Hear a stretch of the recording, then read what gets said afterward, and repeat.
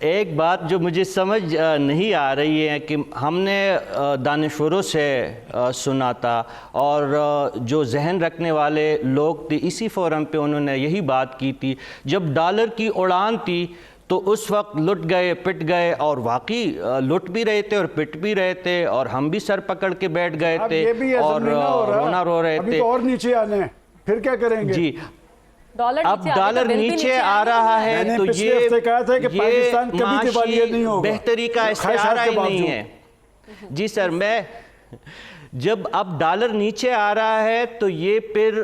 معاشی ترقی یا معاشی بہتری کا کوئی استعارہ بھی اس کو تصور نہیں کیا جا رہا ہے۔ جب سٹاک مارکیٹ اوندے منہ پڑی تھی تو اس وقت تو بالکل واویلا مچا ہوا تھا اور ہونا بھی چاہیے تھا اور ہم سب پریشان تھے۔ اب سٹاک مارکیٹ میں بہتری آ رہی ہے تو وہ بھی ہمیں ہضم نہیں ہو رہا۔ جب ہمیں آئی ایم ایف جو ہے وہ ٹینگا دکھا رہے تھے اور وہ ہمیں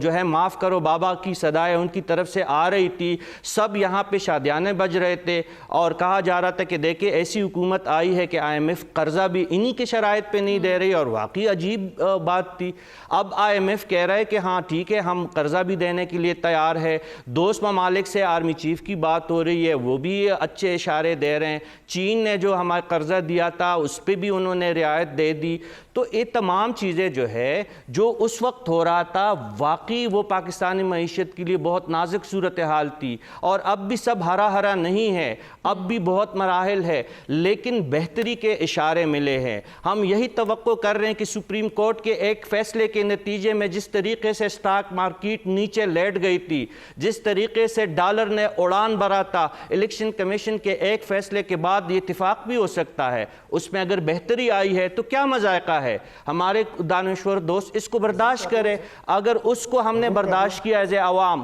مہنگائی جو ہے اس کو ہم نے جیلا، تو اب اگر خدا کر کے کچھ بہتری کے آثار نظر آ رہے، اور ہماری یہی دعا ہے کہ اب پیٹرول کی قیمتیں بھی نیچے ہو، مہنگائی کا شرح بھی جو ہے 38% سے واپس نیچے آ جائے۔ اور ایک بات جو کہا گیا کہ عمران خان صاحب کو کیوں نکالا گیا تو اور ان نالائقوں کو کیوں لایا گیا، تو یہی سوال ہمارا بھی ہے کہ 2018 میں ان کو جو جن کا مینڈیٹ بن رہا تھا ان کے لیے آر ٹی ایس کیوں بند کیا گیا؟